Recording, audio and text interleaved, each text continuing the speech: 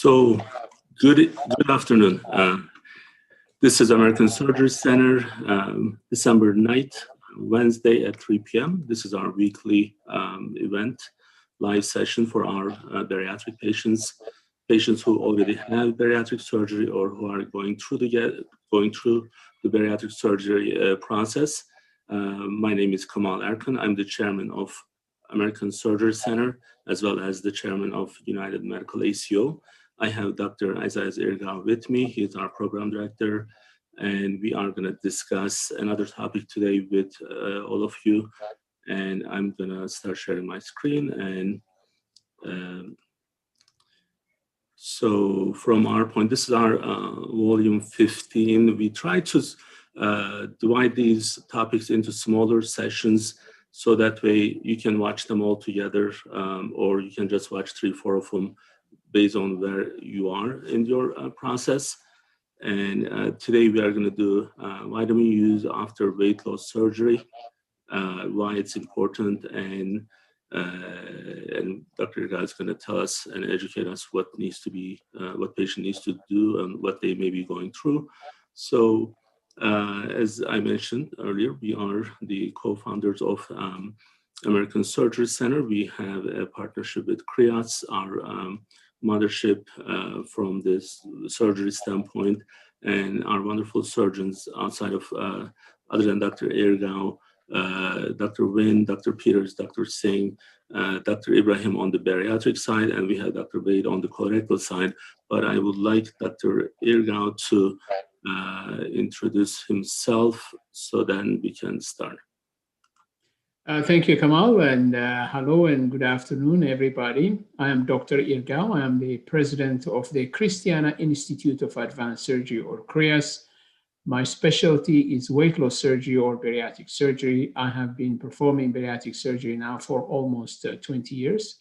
Alongside my associates that Kemal introduced, we have been doing our bariatric surgery for the longest period in our area. We are actually the most experienced group when it comes to weight loss surgery.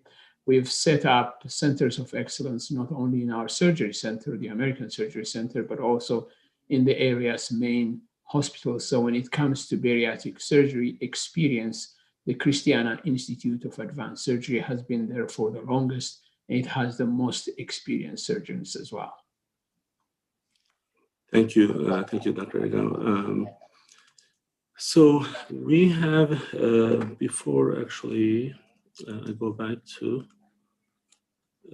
our presentation, our dietitians, I forgot to mention. Oh, all right. So I do usually introduce them because they work with our patients before and after the surgery. Fran, Amy, and Beth, they are fully supporting our bariatric patients, as I mentioned, before and after. And tonight, actually, there's a diabetes event. In case you have you're a patient with diabetes and going through our bariatric process, Wednesday wellness webinar tonight with Amy at 7 p.m.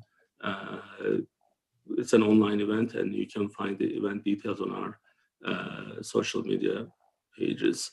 Now, what we know as of today is that there are different stages for the bariatric surgery. And as you can see here, we call this bariatric surgery journey. And then from the time that you get your referrals from your PCP or you come to us directly, you go through so many different clearances, and finally you get your surgery. We then welcome you to our wellness program at that point. So life after bariatric surgery requires certain specific guidance that you have to follow. And again, as I mentioned, we are going to have Dr. Irgau to explain these to us. Now, Dr. Irgau, I would like you to kind of take it from here. So now, why do we need vitamins after surgery? I'm going to start with the simplest question from our side. Sure, absolutely. So, Kemal, essentially vitamins, right, are needed regardless of whether has had bariatric surgery or not, right? Vitamins are a part of the so-called micronutrients, which are nutrients that we need in very small amounts, but absolutely necessary elements for the healthy working of our cells, for our health overall. Generally, nature provides those micronutrients for us as long as we are eating fresh foods, healthy foods, right? However, in a society like ours, which is so far different from the societies of our ancestors, where they grab their food directly from the garden, in a society like ours, where we eat a lot of processed food, a lot of stored food, the access to those essential micronutrients is limited. Therefore, most of us living in these societies will need vitamins. And it's not a surprise that multivitamins are sold in stores and they are popularized, and many people take multivitamins. So that's really the background. Well, then we emphasize micronutrients and vitamins for after bariatric surgery, because some changes that occur because of bariatric surgery make really the importance of vitamins and micronutrients even more. And that is for two reasons specifically. One is that after bariatric surgery, the actual volume of food that we consume decreases, right? That's a good thing. We want people to eat less. Eating too much is part of our problem, right? We want to decrease that. But when we were eating a lot of food, whether by choice or not, somehow we were getting a proportion of those micronutrients, a proportion of those vitamins through all those foods that we consume during the day. When the amount of food, the volume of food that we are consuming is much smaller now after bariatric surgery, the fraction of micronutrients contained in those foods is going to be smaller as well. Therefore, knowing that fraction is very important, and putting a lot of attention in that fraction is important. Therefore, we will have to pay attention to the types of foods that have the greatest amount of those micronutrients, because the amounts are limited. So because we are reducing the total volume of food, the vitamins become super important for us after bariatric surgery. The second reason why vitamins have to be an important consideration for us is because the changes we undertake in the digestive system with the surgery. Let's take the two common surgeries that we do. Gastric bypass, for instance, where we make the stomach smaller, but also we reroute the intestine so that food that we eat does not actually go through some of the most active portions of our intestine as far as digestion and absorption is concerned. So we're going to be taking on and absorbing much less nutrients even from the food that we eat. Even if we look at sleeve gastrectomy, where we remove a good portion of the stomach, the ability of the stomach to make some changes to the food that we eat so that the micronutrients like vitamins are readily absorbed is also altered. Because of those alterations, the availability of vitamins and other micronutrients in our food is going to be much less. So we as bariatric surgeons know that our bariatric patients are at risk of becoming vitamin deficient after bariatric surgery unless we put a lot of attention on educating our patients and telling them how to get those vitamins, but also monitoring their vitamin levels after surgery.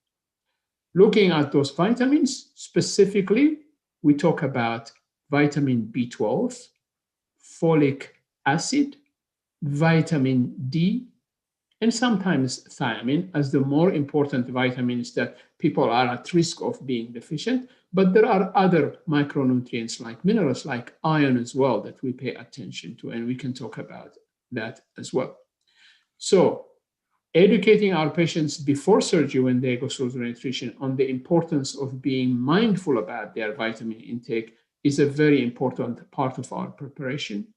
And following up on our patients on how they are doing with their vitamin intake and monitoring that with blood tests is an important part of our post-bariatric surgery engagement with our patients. So, Dr. Irgau, you mentioned something earlier with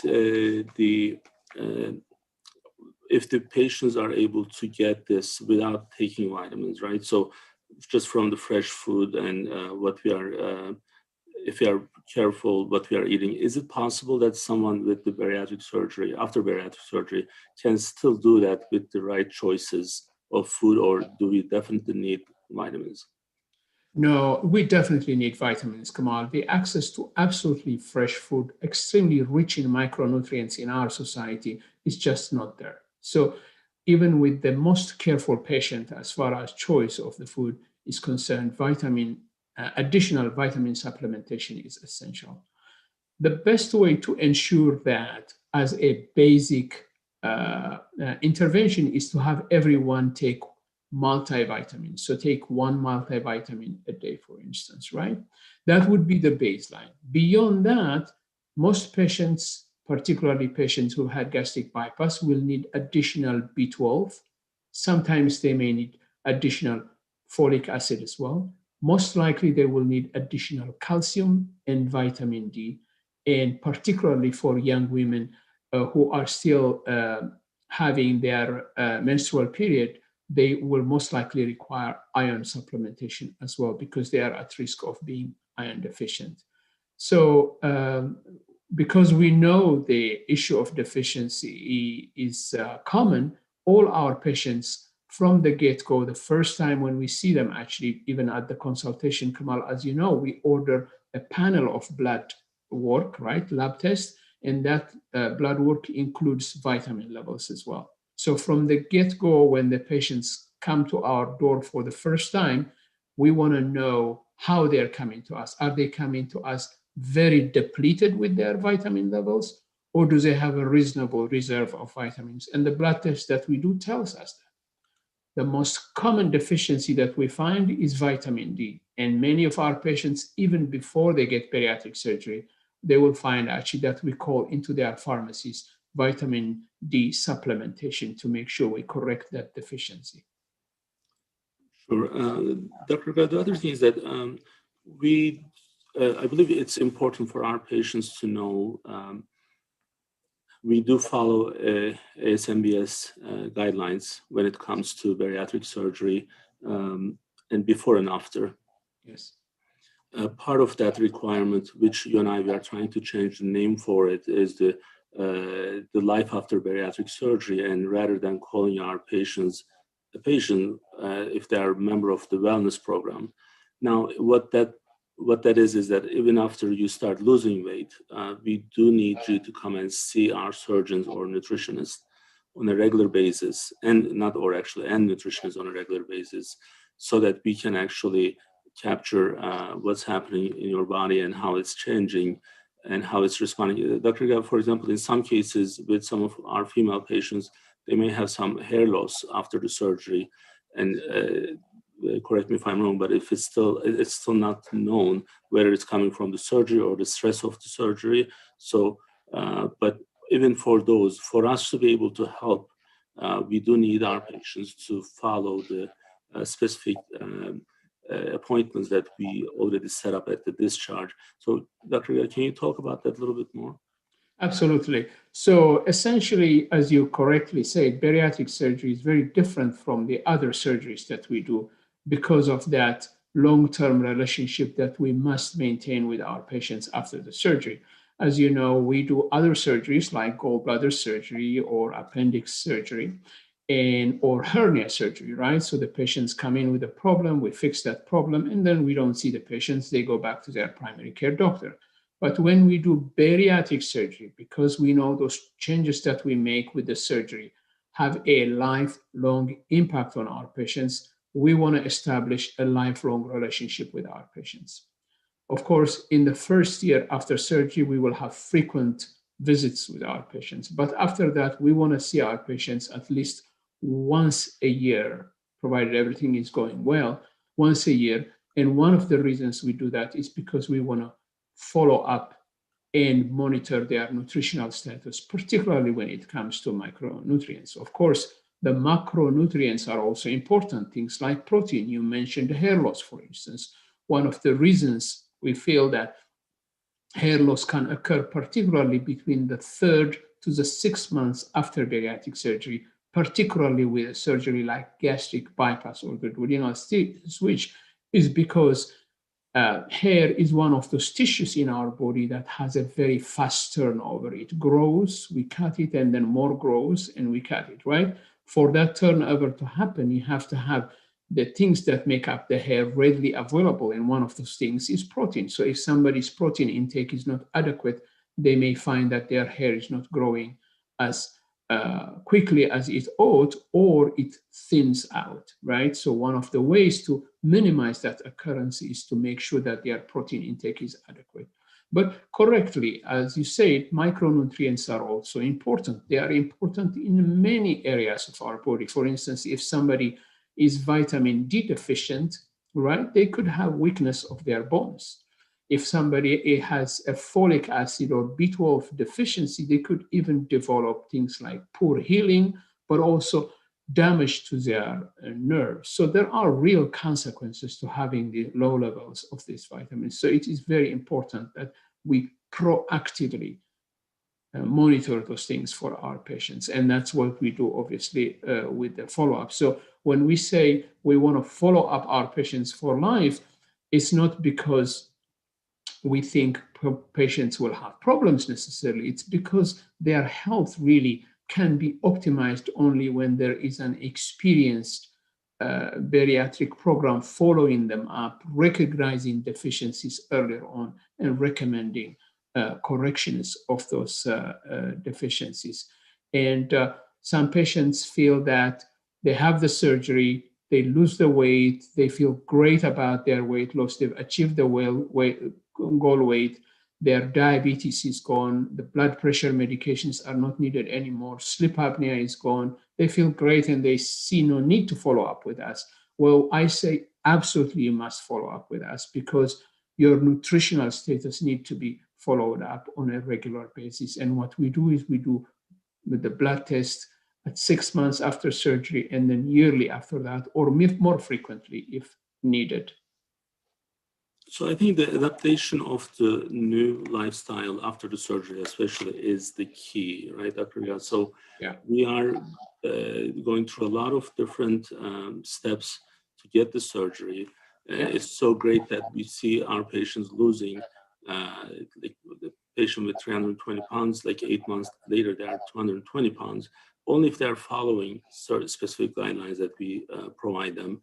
And then after that point, it becomes lifetime changes that we need to adopt, and it's extremely important from that point. So I mean, I can't emphasize enough how important for patients to follow through after the surgery, so that we can keep an eye on what's happening in their life.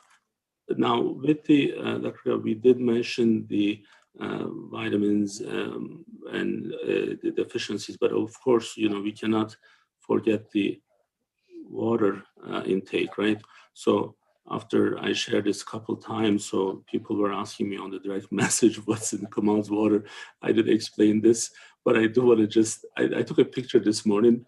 So this is, I think it was Dr. Ibrahim's session, so on this one. So what's in this water? So like there is the ginger, there's only 3 things. And I think this is good for also our bariatric patients too, because there's no harm in any of these. There is the part of the ginger, cucumber, and the mint. So it goes right in the middle of this, and it helps you to drink a lot of water. So that's what's in my water, so in case anyone is wondering. So the other thing that I want to mention is the digital health, especially with the COVID-19 and the pandemic that we are going through. This is extremely important for us to find different resources for our patients, and we are providing this in different ways. We do telehealth, telemedicine, as well as we do several live events, webinars, and on our YouTube channel. Right now, it's almost like a TV channel here, because we have so many different topics in bariatric. You can find everything there. We are getting great return from our responses from our patients. So this is really good that we are able to do it, but I want to make sure that patients are also maxing out their benefits from these, and hopefully we can do more, and we do need more feedback so we can do these even better with different topics. Dr. Irgau, would you like to add anything before we? Yes. So yes, absolutely, Kemal. So what I would like to say essentially is that multivitamins and certain specific micronutrients are very important after weight loss surgery, right? So that is going forward. And the ones that are very important in terms of specific micronutrients, one of them is vitamin B12. The other one is calcium. The other one is vitamin D. And sometimes iron supplementation may also be necessary. Now, when patients are engaged through our program, there are certain preparations that we recommend that will have all those components in a good combination so that patients don't have to take too many of them through the day. But even without taking the combinations that we have in our office, if patients can take regular multivitamins to begin with, as well as calcium to begin with, right? That will be a good start. And then we will be monitoring the other things like their vitamin D level, their iron level. And as I said, particularly iron tends to be more important in women who are menstruating because the levels can go down. Vitamin D is a deficiency we see very, very frequently. And in many patients will actually order a very high dose for a short period of time, like 50,000 units to be taken once or twice a week for up to 12 weeks, and then we will put them on a maintenance dose of 3,000 international units to be taken daily. That would be for vitamin D. Similarly, for B12, we will recommend a regular dose, but sometimes if patients come depleted, we'll actually accelerate with a higher dose to begin with. In some patients, absorption may be a problem. So some patients may take even an injection of B12, and patients do that already by going to their doctor's office and having a monthly injection of B12. For severe cases of iron deficiency, sometimes iron transfusion may also be necessary. But all these are important micronutrients that cannot be overlooked after bariatric surgery for the person to stay healthy for the rest of their life. So is there any difference, Dr. Irgau, for the B12, whether or not you get the injection versus you take the pills? No, from a maintenance point of view, Kemal, if you take the B12 by mouth or sublingual, either 500 micrograms or 1,000 micrograms a day versus having a 1,000 micrograms injection once a month, that's actually, there's no difference in that respect. Having said that, in situations where somebody presents with really very, very low, dangerously low levels of B12, we may recommend an injection on a weekly basis until their levels come up, and then we can put them on a maintenance dose after that. So the other thing, Dr. Irgau, something like this, maybe even bigger boxes for daily intake, that probably would be helpful, right? Absolutely, absolutely. So one of the problems, obviously, like any type of supplement or medication intake, is compliance. And compliance is really affected by many factors. It's not necessarily that people are disinterested or not paying attention. It's just life gets in the way sometimes, and it's not. It's easy for people to forget, right? So it's important to have a regular schedule of the day of when you're going to take your multivitamins. Just like we have scheduled activities to take care of our own personal needs, whether it's brushing our teeth or eating at a certain time. If we set a time in which we take our vitamins, that is more likely to make it something that will happen as opposed to something that we forget. And then the other important thing also is that we are fortunate enough to be in a time in which the preparations of vitamins actually come in different ways, whether it's in flavor or consistency. For instance, sometimes some people have a hard time swallowing a pill, so maybe something chewable may be better. And in some situations, there are also other ways of administering multivitamins. So we have different ways of doing it. The important thing is that we are consistent in doing that. Right. Well, Dr. Irgau, thank you so much again. So we'll be back next week, same time with another topic. Tonight, as I mentioned earlier, we have Wednesday wellness webinar at 7 p.m. Friday, we have a session for overall COVID-related updates, and we'll be back soon. Thank you so much again for joining us. Bye-bye. Bye-bye.